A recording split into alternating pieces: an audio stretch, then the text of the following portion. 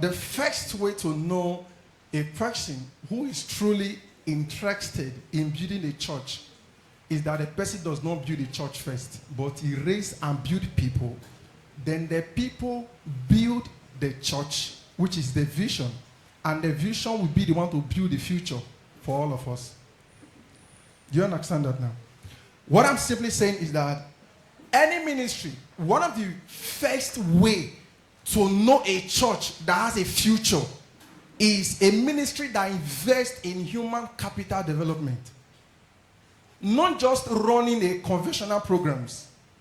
So when God someone spoke to me about the pattern, the visions, and some things he have in his heart for the workforce, I could see a very bright future for this ministry.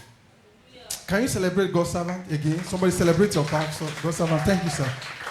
Listen, you don't know what God's servant is doing until you spend years in this ministry. You realize that you are not the same man.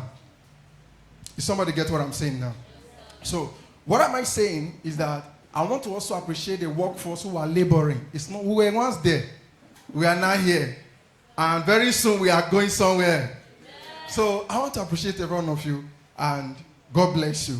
God bless you. So, this evening, I'm not here to waste your time. I have a value that I want us to receive with all our heart. I would like us to write because it's a teaching. Today, one, I'm going to do more of teaching. Day one.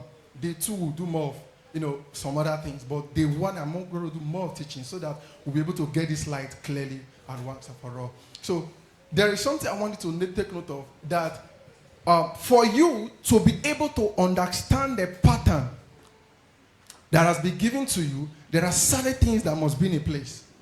And for those things to be in place, you will not just be in a ministry that the ministry is the only one making progress, but will make a corporate progress. So what am I saying is that based on the value that Jesus has also bestowed upon me, has given me, I'm here as a contributor to this ministry. So I'm not your guest. I'm a part of the family. Do you understand that now? So I'm here to contribute my part. I have a role to play in this ministry, sincerely speaking. And in the next 2 days, I'll be showing us some of the things that, from my own point of view, if we put them in place, we will skyrocket 1,000 attendance. Is somebody ready now? I'm not getting your rest. Is somebody ready? Yes, sir. So we're going to be learning in line with the team, the pattern, and we're going to be first of all learning on understanding the pattern through purpose discovering. Understanding the pattern through purpose discovering. So please, I would like everybody to just sit down, flexible, so that we can make tangible progress. Understanding the pattern through purpose discovering. Now, there are 4 things that are very important when it comes to building the pattern. Any ministry that want to build, that want to be able to stand the test of time, that no matter what happens, you will still be able to stand after 25 years, 30 years, many years. There are 4 things that are very important. Number 1 is that the pattern is building a ministry that conforms to the image of Christ. A ministry that is focusing on Jesus. If you remove Jesus from the equation of a church, there is no ministry there. The number 2 is the principles of Jesus Christ. A ministry that is built upon the principles of Jesus, which has to do with the principles of the kingdom. The number 3 is modeling the early church. Modeling the early church, the lifestyle of the 12 apostles and disciples of Jesus. So they are the one that started church first, not we. So we have to find out, how did they run their church? How did they run the ministry? What was the strategies they used? What are the things they used? And if you follow that, automatically we will end gloriously. And at the end of the day, God will also be pleased with us. Say amen. The number 4, the character of the leader. So when you want to build a ministry according to pattern, we have to follow the pattern by building a ministry that conforms to the image of Christ, the principles of Jesus Christ, which has to do with the principles of the kingdom. Then we have to do with the modeling the lifestyle of the apostles, the disciples in the early church. Then also the character of the leaders. Church, we always reflect the character of the leaders. In Exodus 25 verse 9, the Bible speaking, Exodus 25 verse 9, the Bible speaking said, according to all that I have showed thee, after the pattern of the tabernacles, and the pattern of all the instruments, therefore, even so shall ye make it. Now, everybody look up. I love to make sure every one of us we are on the same spot. Please, the media, give us. Look up, everybody. This is a word of the Lord for us. According to all that I have showed God's servant, after the pattern of the light ministry, and the pattern of all the system and structure, even so shall ye make it. So, what am I saying?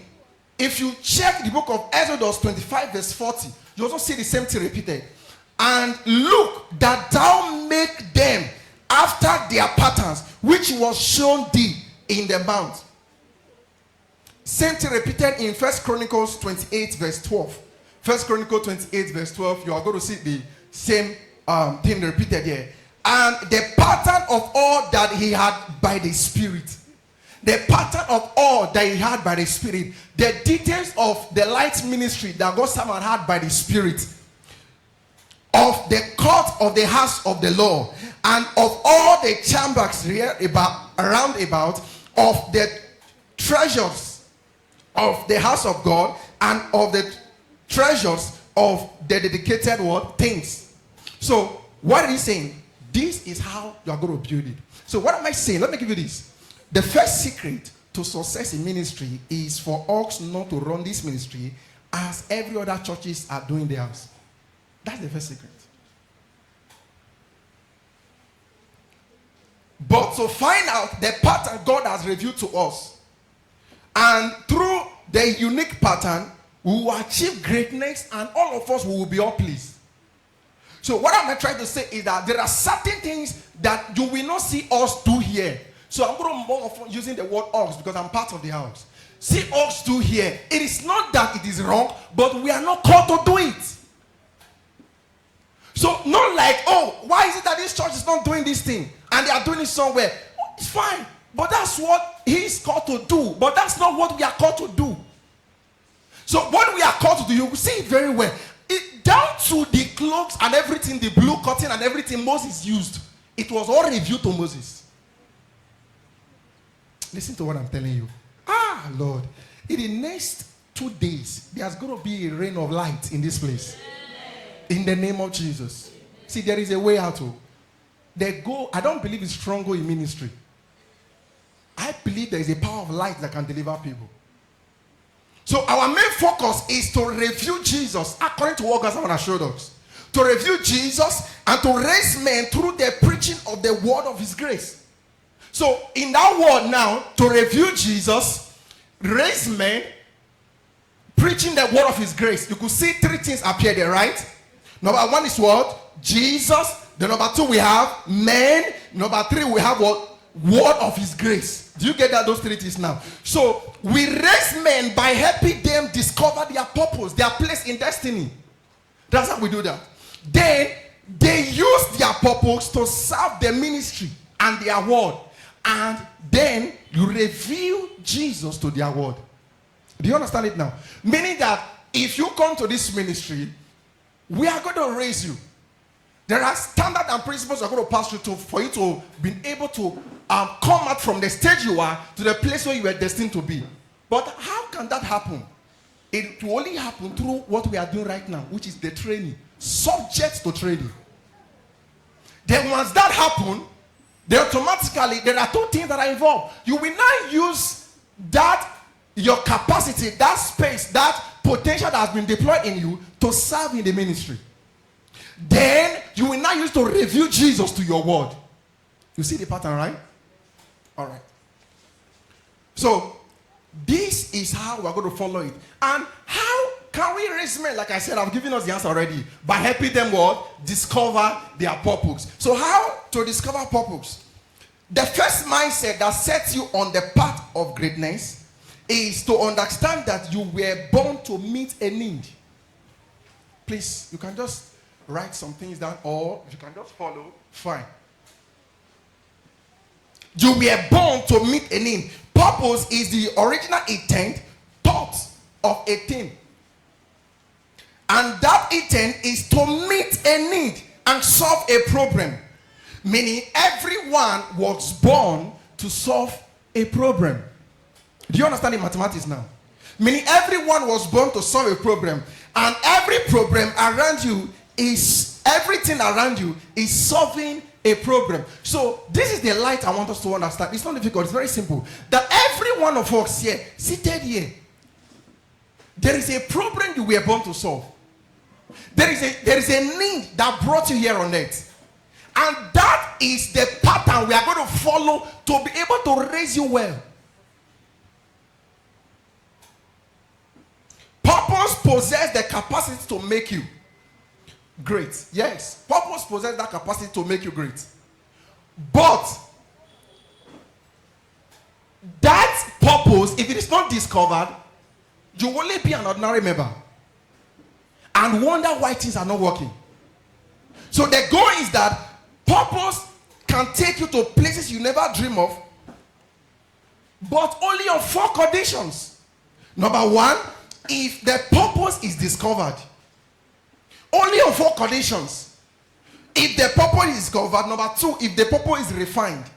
Then number 3, if the purpose is deployed. Then number 4, if the purpose is served to your word.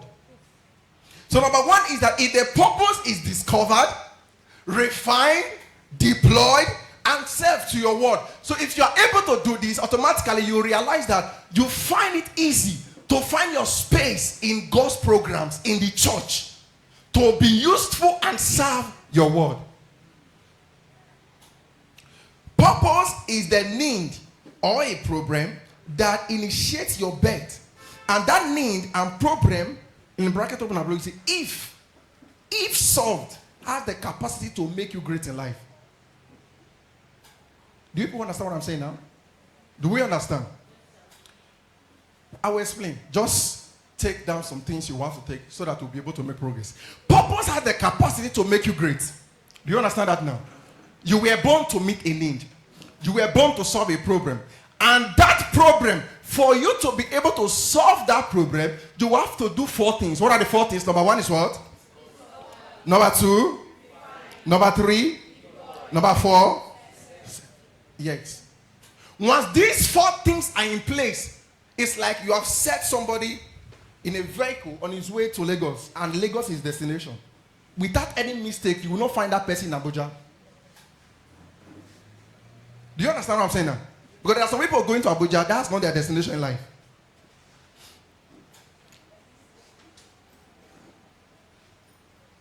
So we also said that if you are able to discover that purpose and you refer yourself to your word, it has the capacity to what? Make you what? Great.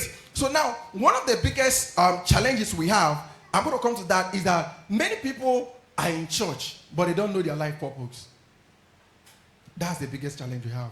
And I must say this, as a family, that if you don't know your life purpose, something is going to happen along the line.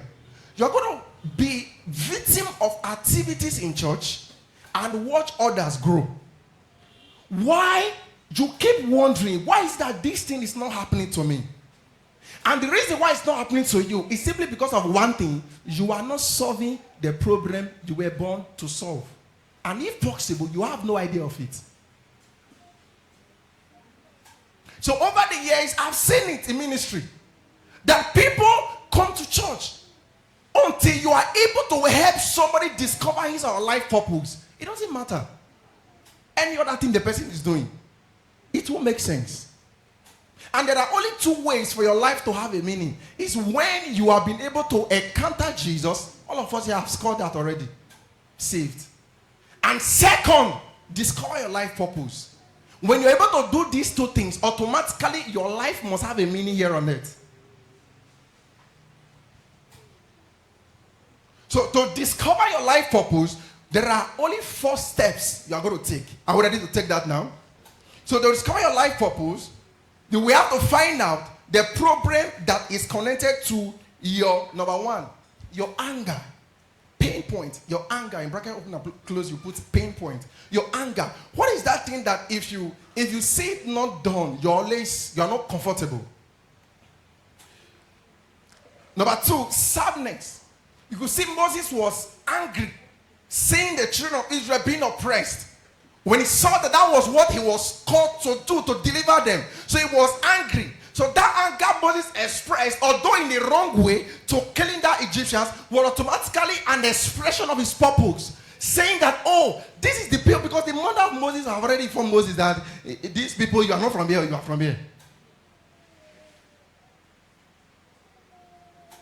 There's sadness. You could see Nehemiah was sad when he heard that the wall of Jerusalem was broken down. It was sad. Then number 3, passion. Jesus had compassion on the woman that was caught in adultery. By right, Jesus would have just declared, oh yeah, stone her. But just remember that if I say stone her, I've uttered my purpose. This is the very reason why I came to the extreme. To save the lost. So what is the essence of stoning her? Is somebody following? Is somebody following? Then number 4, divine instruction. There's specific instruction God gave you when you prayed, when you study the Bible, when you do the things of the Spirit. That instruction is connected to the problem you were born to solve. Now look at it. This will point to a need. Number 1 is what? The anger. Number 2 is what? Number 3 is what? Number 4 is what? Divine. They will always point to a need, point to a problem, and your capacity, your ability to solve that problem is automatically what gives you space, what help you discover your leadership spot. So what am I saying is this. Do you know that every one of us that are looking at me right now, everything around you right now is solving a problem, is meeting a need. Our clothes are meeting names. This mic is meeting a need, right? Do you know this fan is meeting a need? The sun is meeting a need. And everything, look at just watch, your week is meeting a need. But the question I want to ask you, what need are you meeting in this life? What problem are you solving in this life? Do you see the 1+1? Somebody will ask me, Saba, how can I discover my purpose? Very simple. If you follow the pattern, it's very simple, you will discover it. What problem were you born to solve? That's the question. Do you know the reason why I'm saying this? Is because I'm not laying the foundations. I don't want us to serve God, and at the end of the day, we are wondering if God is the one we have been serving. I don't want us to get to that stage in our life where we start regretting and finding it difficult to say that, God, after 30 years of serving you, after 25 years of serving you, look how my life turned into. What happened? Listen to this. You must understand that you are not the first person to be serving God. There are people who have served God even more than you. And yet, let's be sincere, their life don't still have meaning to date.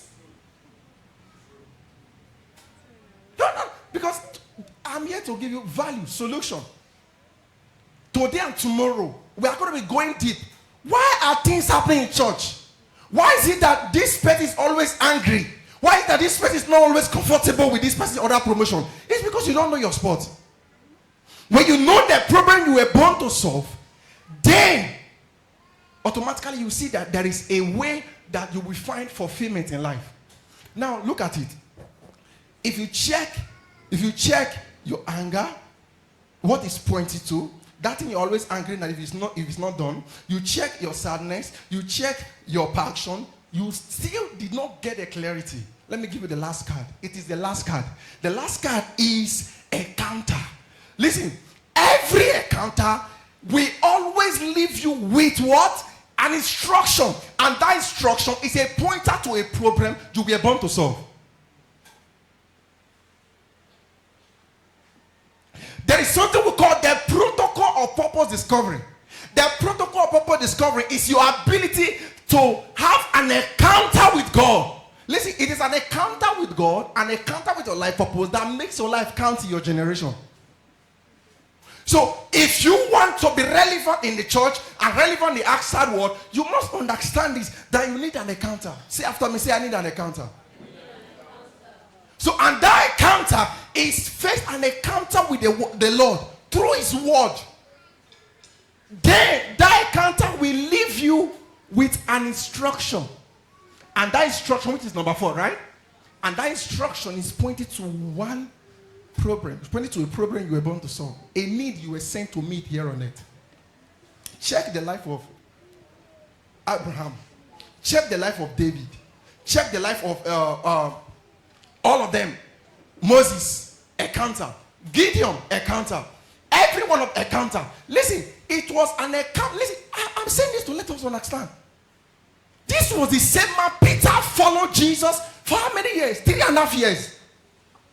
And this same Peter, after, I'm not saying by an apostle or by another person, after 3.5 years, is this say, let's go fishing? Like all the miracle signs and wonder you saw could not convince you to follow this ministry. What happened? That you let's go fishing. After, you know what it means for you to be a partaker of Jesus' multiply bread?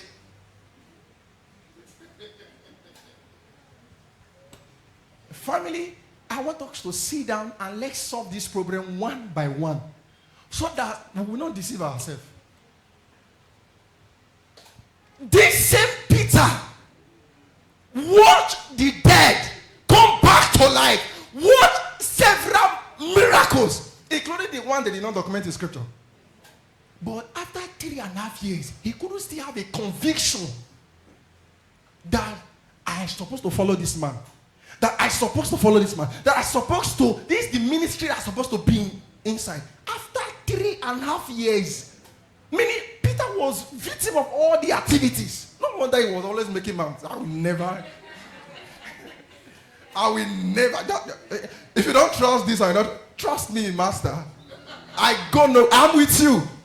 In ministry, those who are saying they are with you, let me. Listen, family. What happened? Peter could not find a straight conviction. That was why. And the only thing that sets you on the path to be able to have a clear conviction is if you have found a problem you were born to solve that is stronger than death, and that thing is purpose. When you find that problem you were born to solve with a clear conviction, this is why I came to the earth realm. Then automatically, there's something we call an obligation. We'll get to that. That puts you in a stage whereby you automatically start fulfilling that purpose. You will see, they will offer you millions to go into another niche. You won't go. Because you know that this is your place. They will give you several options. If you have opportunity to travel outside this country, what will you pastor here?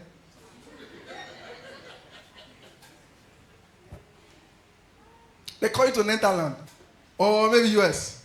Free visas, free scholarship, with one free house. So God has spoken. Amen. So what am I saying? I'm saying this, but look at it. Jesus needed to, after Jesus' death and resurrection, he needed to go 40 days on earth. Because if he go back to the Father like that, the ministry will be destroyed. The ministry will just quench like that, go like that, because there is nobody to take over. After Jesus spoke to Peter, you are the rock upon. He couldn't still get the message. Then he did the miracle at the seashore. Then look at Peter, ask Peter 3 questions. Do you love me? Do you love me? John 21. Do you love? After feed my lamb, feed my sheep. It was like a consciousness rested on Peter. Oh, I am the one to be the one to pioneer the next move to be the head of the church. It was that time, after that shot, it was a very tiny moment where he was not angry. Like, Master, I loved you. That was when the thing now dawned on him. Jesus now said, loved me more than this. The question is, your purpose should be what you love more than any other thing that you are doing. And until that level of total surrender is there, you can't find it.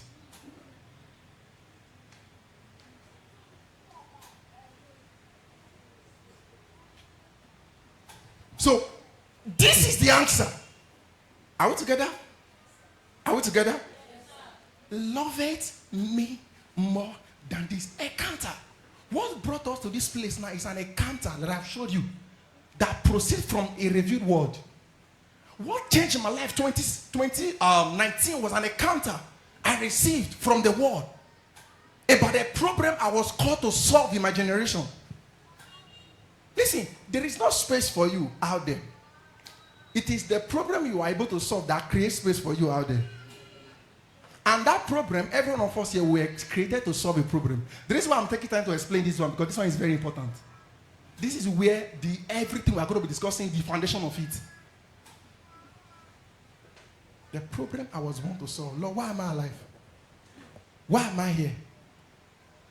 So, by the time you know clearly now that you were sent here on earth to meet a need, right? Say after me, say, I am sent here on earth. Some people are not saying it. Say, I'm sent here on earth to solve a problem, to meet a need. Do you get that now? So, if at all you don't still understand your purpose right now, write it somewhere. You need to pray and fast. And after you still don't get from what I've showed you, because some people have already received the light.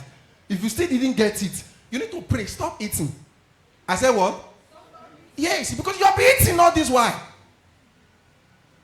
Because I don't want to go into that, but purpose is the center of your wealth. You don't understand. Business people here, is it not a problem you are solving in your organization that customers are paying you? What are we talking about? I was born to solve a problem. So if I solve that problem in the life of people, there is a company or business aspect of it. So it's not like I am telling you to follow Jesus so that you will not go and suffer. No, that's not what I'm talking about. Though. Purpose pays in millions and billions. I have benefited from it. So when purpose is discovered, a leader is born. Do you see that now? So when the purpose is discovered, a leader is born. So a leader is born when you have been able to discover the need you were born to meet in people's life. The need you were born to meet in people's life. That is when a leader is born. Most likely, the need and the challenges, the problem you often see in a church is the problem you were sent to solve in that church. Should I say it again? All right. Most likely, the problem you see in the light ministry is the problem God sent you here to solve. Anytime I come here, one of the problems that always hits my head in this place is that I'm angry. Like, God, why is it that there's empty chairs in this church? Why? Are there empty people in that moment? Why? Because I told myself, Lord, come on, there's light on these things. On that, there's a light on evangelism. There's a light on massive, wide evangelism. I'm going to be taking that section. I believe that's part of the reason why I got connected into this ministry. I'm going to be taking that section tomorrow. It's part of the pattern in the early church. I'm going to be showing you that. I single-handedly invited 1,000 people to a meeting. More than 1,000. We were a team.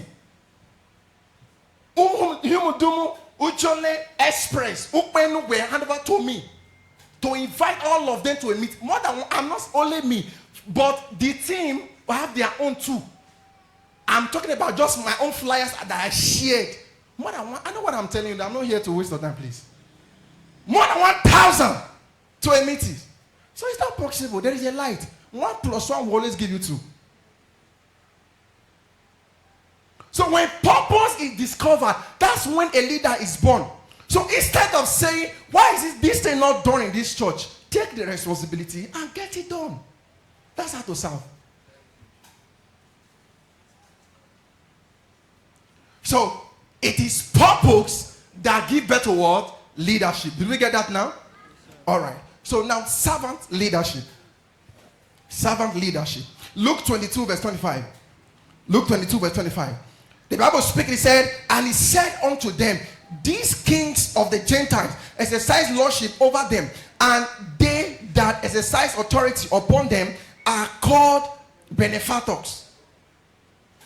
In verse 26, he said, but ye shall not be so. Jesus is talking to all of us and saying, your own type of leadership will not be so. But he that is greatest among you, let him be as the youngest. And he that is chief, as he that do serve. Do you see that now? I'm going to explain that to you. Verse 27. For whether is greater, he that seated at the meat, or he that served? It's not he that seated at the meat. He now also answered the question. But I am among you as he that served. Who is our template? Who is our example? Number one that I showed you as a pattern for church, right? Jesus. So what am I saying is this. What's leadership? What's leadership? Leadership is the capacity to discover, identify the area of the problem you were born to solve. The capacity to discover, identify the area of the problem you were born to solve, create the solution for it, and use the solution to serve the needs of others, first in your church, then to your world. Leadership is the capacity to discover the problem you were born to solve. In the particular area, you identify the area. Then you create solution for it. You are going to create a solution. And that solution you created is actually what you now have as your value. Then that value is what you serve in your church. Then to your world. Do you understand it now? The reason why I'm saying this, so that every one of us will be able to understand this. I said just now that you are not the only one that have served before. Because our definition of service is that you join the unit. It is more than that. The least way to serve God is to join a unit in the church. It's the least. There are 3 levels of service. The first one is you serving in a local church, which has to do because of your training. Your built up kingdom principles to build you up is the first level. I also saw the second level. The Bible told us clearly that David, after he had served his generation, and we saw another level, the Bible said one shall serve. It shall be counted for what? Generations, not one. Many generations.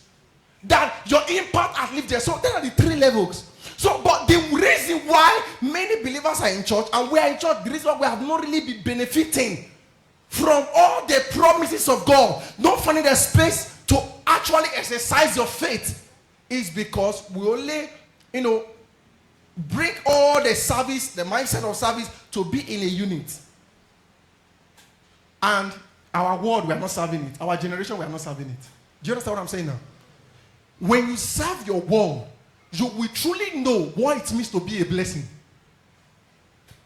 Because the goal of this ministry is to raise men, is not to turn you into a local usher. It's not to turn you into a local security.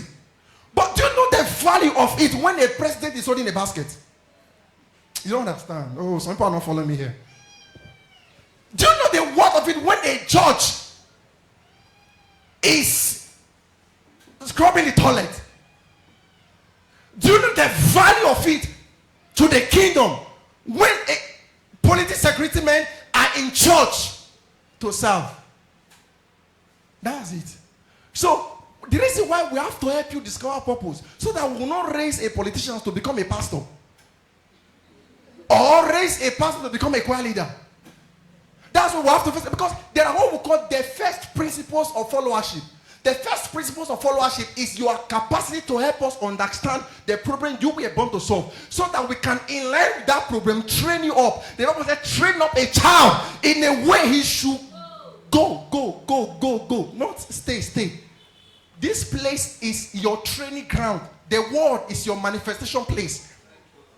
So it doesn't matter where you are sitting in the church. It is what is sitting inside of you that is most matter. Do you understand what I'm saying now? So when you don't understand all these things, you will be wondering, well, why is it that they are not giving me this? They're not giving. No. It's training. The world. Do you know how many people are in the world? Billions.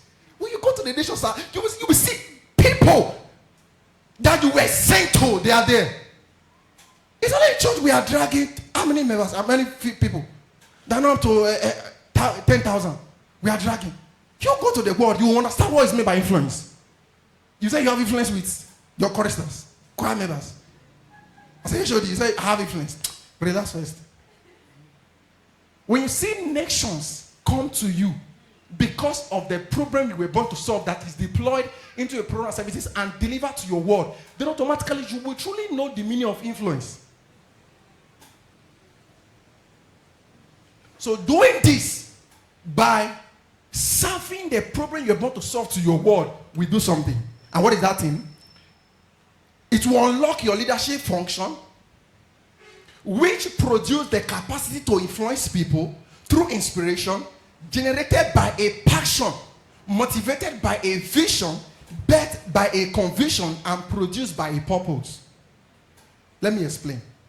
Your influence, passion, let me just list them for you. Your influence, passion, vision, and conviction will be produced by purpose, which means you are solving a problem. Purpose talks about, if I say what's purpose, simply means the problem I was born to solve, the needs I was born to meet. That's my purpose. That's what it means. Then my capacity to meet that need automatically has a way of giving me influence over the people who have that need.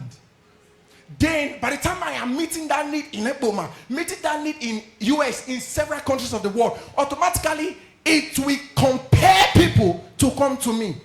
Then I will lead them out of the problem. That's what leadership is. So in other words, leadership is service. To serve your word, that's what leadership is. So I'll be trying to lay a foundation so that every one of us will be able to follow. So what's servant leadership? What's servant leadership?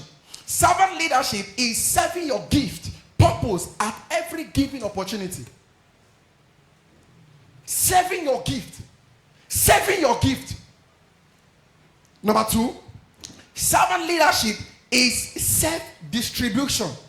Serving yourself to your word. And doing this is the secret to becoming great in life. Jesus showed us the place where we read. You see the light he showed us there? He said, whosoever that want to be great, what should the person do? Serve. Do you get it? Did anybody get it in this place? Meaning, if I want to be great, the secret of greatness, I saw it. And my hand was up. I said, Kai, what? You mean this is the secret of greatness? Yes. The secret of greatness is to serve your gift to your word.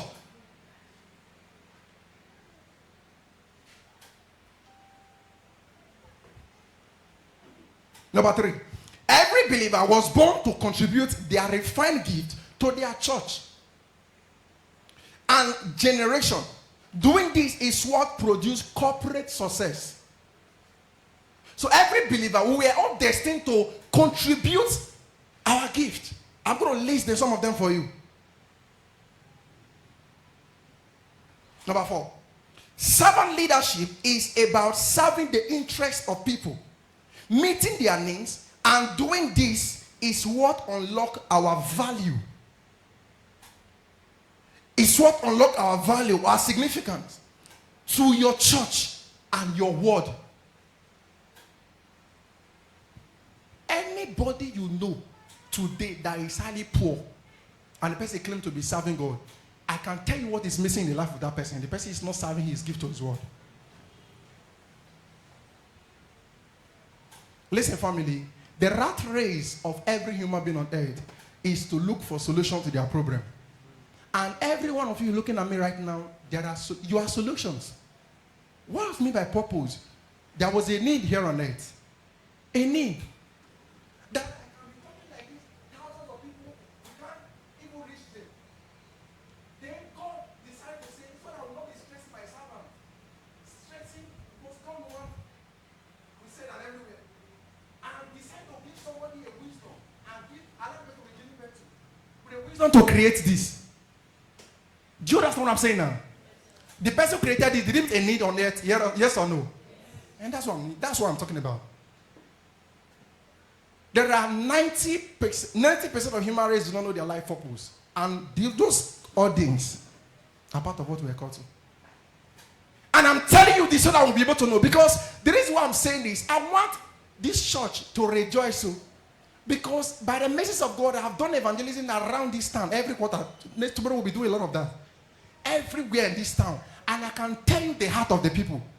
They are looking for a word-based church. Oh my God. I'm telling you, I can't be lying. God someone has blessed me. And they are looking for a word-based church. And that's what gets me confused. Why are they not here?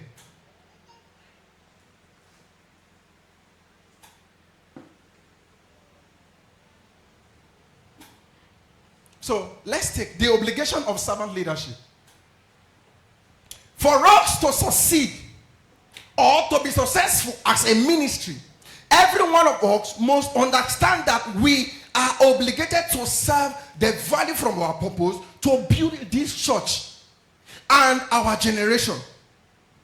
And this mindset, this consciousness is what automatically produces loyalty without anybody forcing you to do anything. The mindset of you were born to meet a need, and you see that need in a church, nobody can join you to do it, because you know whether you are praised, you are not praised. That's the problem you were born to solve. Does this mic need to be given special praise to know that the mic is functioning? No. Does the sun have obligation to rocks to shine every day? Yes. The chair you are sitting on, they have obligation to make sure that you are always on it, whether you push it here or here. Yes, that's how it is. So there is something called an obligation. The obligation of purpose simply means that you have gotten to a point in your understanding of destiny that this is the need I was born to meet. Without me meeting this need, I am only existing. I am not living. So for me to be living a meaningful life, and at the end of my journey here on earth, I will get to heaven, will be rewarded. I need to have a consciousness of obligation in servant leadership. To be serving my gift to my world in my church without me being pressured. Example. When you have come to discover your purpose, that you are always angry seeing church broke, seeing church not having certain resources to carry a certain crusade and certain programs, then you are angry. Lord, why is this always done? Why is this always done? Then God now said, this is the problem I have asked you to solve. I have sent you here to solve. Then God bless you with the business idea. That business idea, and God prospered. Your financial contribution to the church is naturally an obligation. Nobody pressure you. My pastor, I wasn't doing anybody a favor inviting more than 1,000 people to a crusade ground. I won't do anybody a favor. Why? Because I saw it. I've done 100 before, 300, 400, 500 before. I saw it. I said, you are the one in charge of this challenge. I said, what? This is an opportunity for me to stretch my capacity on how to evangelize to multitude. So the question is, are we serving? Because this is the pattern I'm showing you. Without obligation, we won't have loyal stewardship. It is the secret behind loyalty. Where everybody is so faithful, you are wondering, like, do you chant them? No, I don't simply help everyone discover their space. And with the understanding that you're obligated to solve that. This fan has an obligation, right? To give us. That's how it is. Man, nobody is. You have an obligation to sing for us. Yes, so. You have an obligation as intercessors to pray for the church. Yes. Without you doing that, you are not relevant. Without you doing that, you are not functioning. I have an obligation to serve the body of Christ. And that's part of what I am doing to you people right now. Because I'm obligated to make sure I give people's life meaning. This is the consciousness that produces greatness. That you said to yourself that I've come to that point in my life where I've seen thousands and millions of people die in the world. And this is the reason why I'm here. That was why Moses was so intoxicated. Moses was feeling the pain. How can the people I'm saying to, and they are the one being pressured all the time, punished all the time?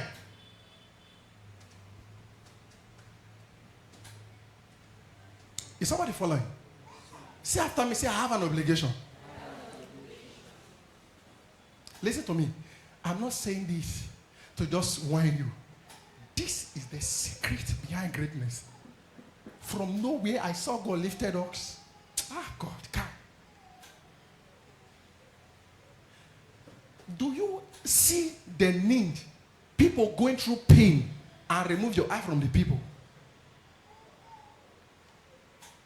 Your ability to see those pain and go into the secret place and create solution to those things is what produced your leadership spot.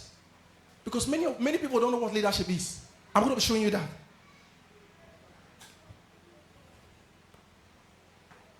So how can we have loyal people in this church?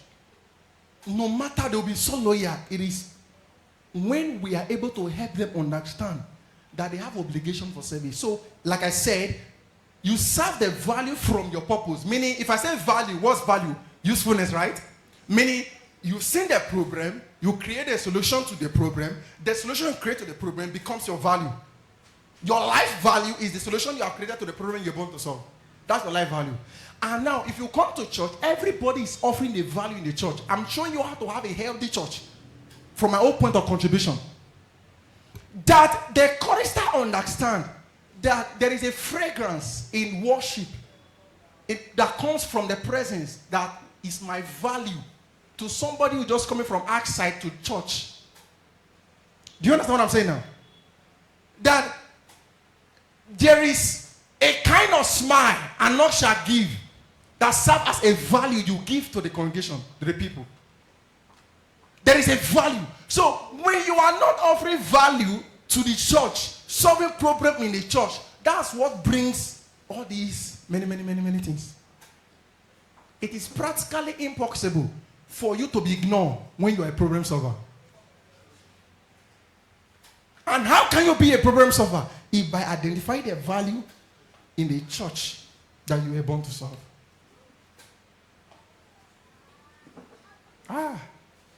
It's a decision I've made on my life. And tomorrow I'm going to be giving us that. That any church I enter, there is no way that church will be empty. It's not possible. It's a decision.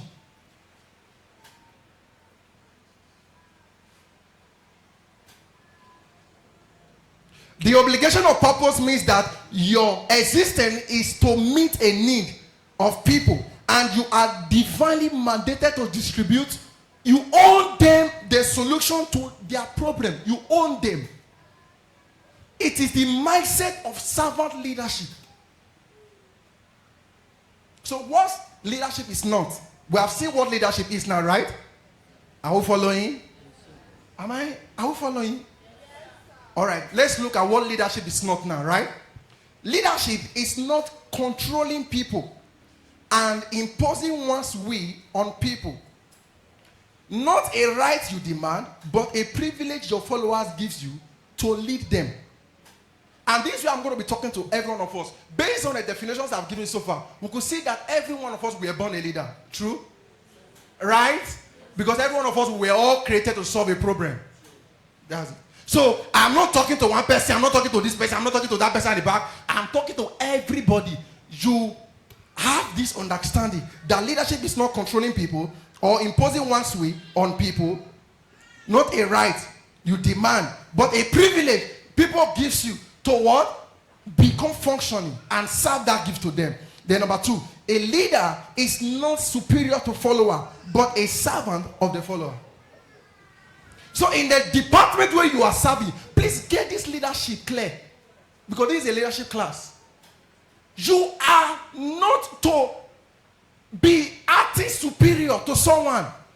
Because every one of us is important. But rather, you have to have that heart of humility. Can you imagine the word of God? Do you know the meaning of that? The word of God. The one that spoke earth into existence. Using towel to clean his creature shoes, their feet. Come on now. I said, the way I've done it, so ought to go and do it to others. Jesus have demonstrated that to us. So leadership is not manipulation, the fear of people, but cultivating people's ability by inspiration. Leadership is not manipulating the fear of people, but cultivating people's ability by inspiration, which means leading by example. How can I become an influence in my world? How can I influence people? It's very simple. Lead by example. When you lead by example, there is no way you will influence the people that are hearing you. There is no way you will influence the people that you are giving to lead them.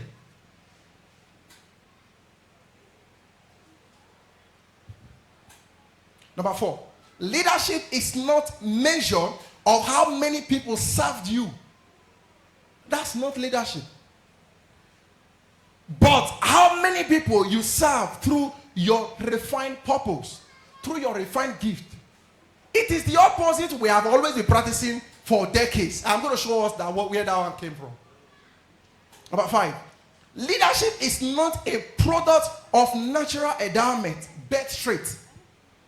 It's not a product of natural endowment, birth trait, title, position, power, charisma, authority, social status, or divine providence.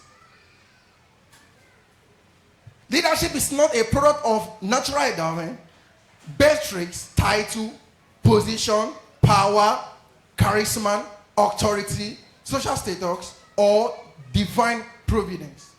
What do I mean?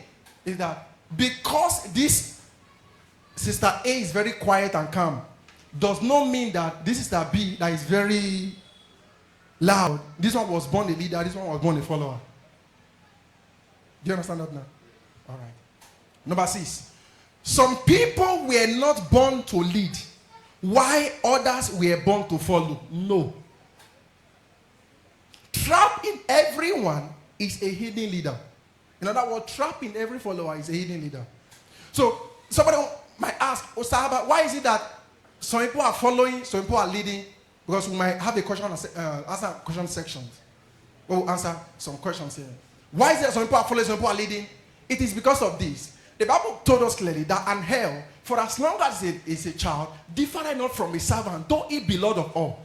So although you were born a leader, leadership comes first as a seed inside of you. So it needs to be nurtured.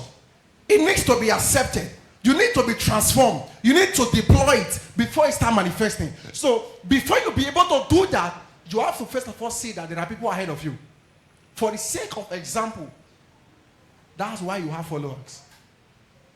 Because every true leader was once a follower of somebody. That does not mean he was not a leader, but the leadership was trapped inside of the person, waiting for a day of manifestation. And the Bible told us clearly that until the time appointed by what? The Father. What is that time? It's maturity.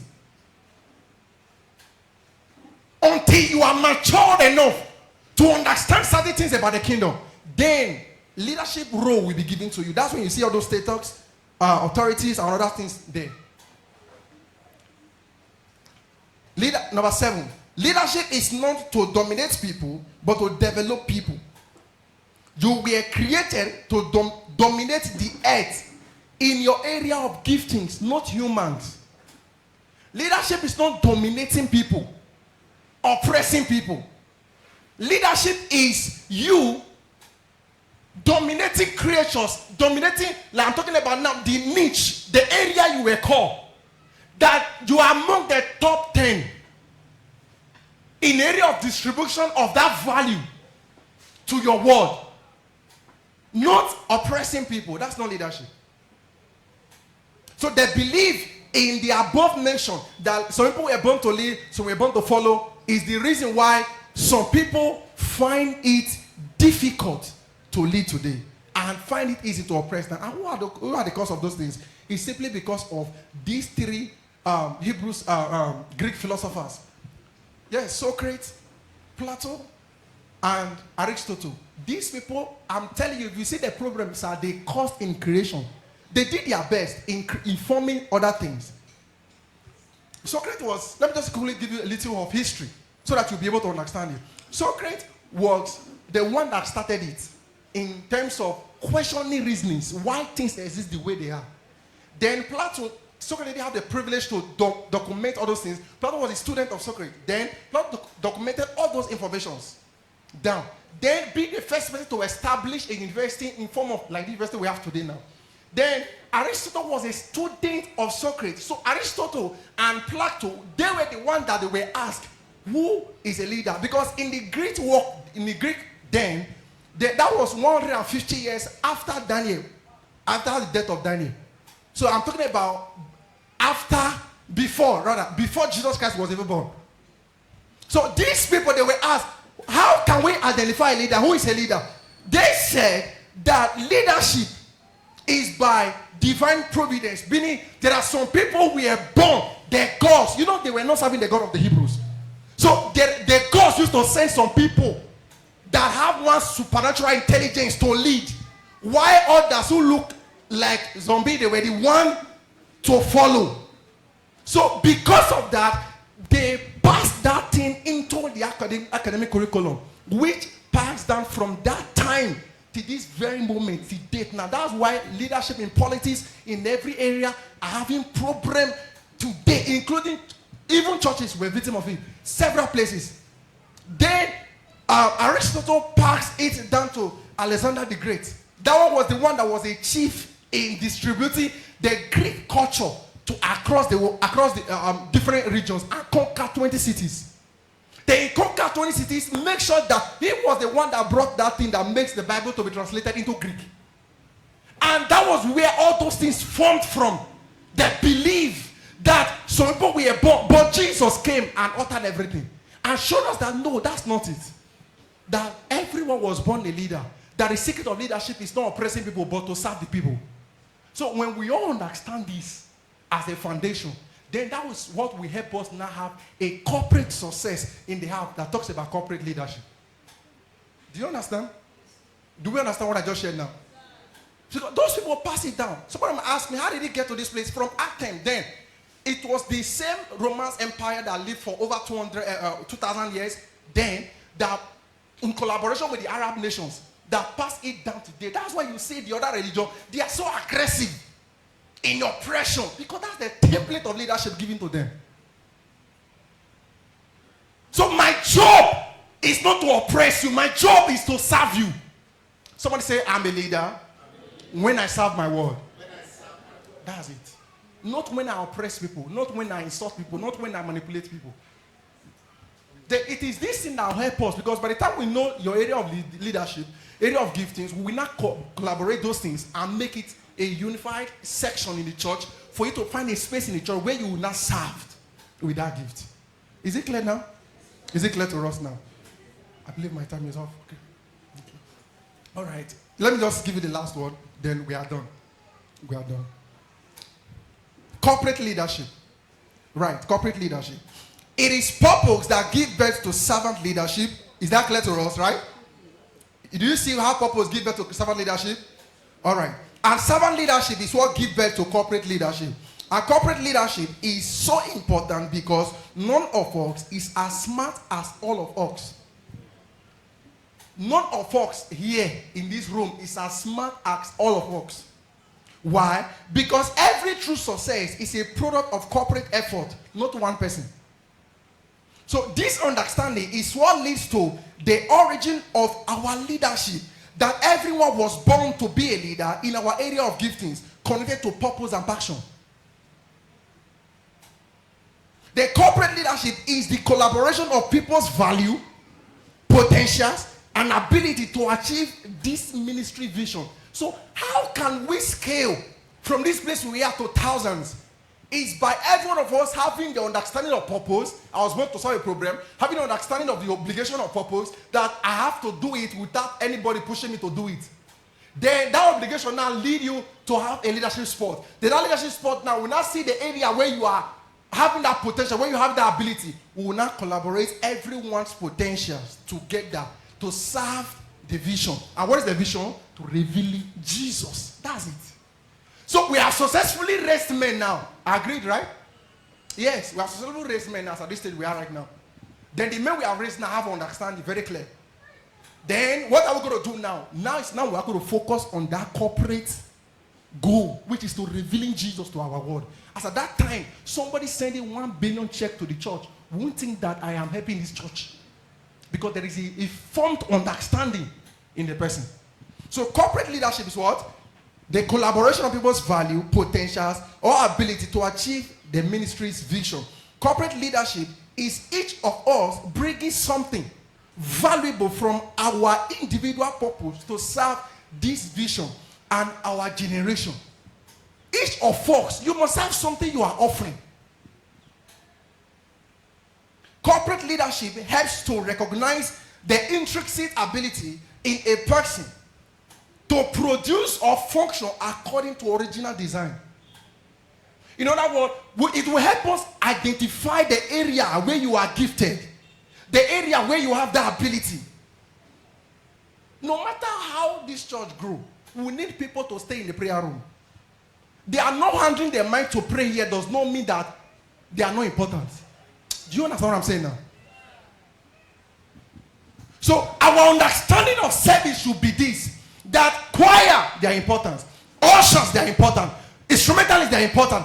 The prayer team, they are important. Those in the evangelism unit, they are important. All of us are serving a corporate goal, and that goal is to reveal Jesus.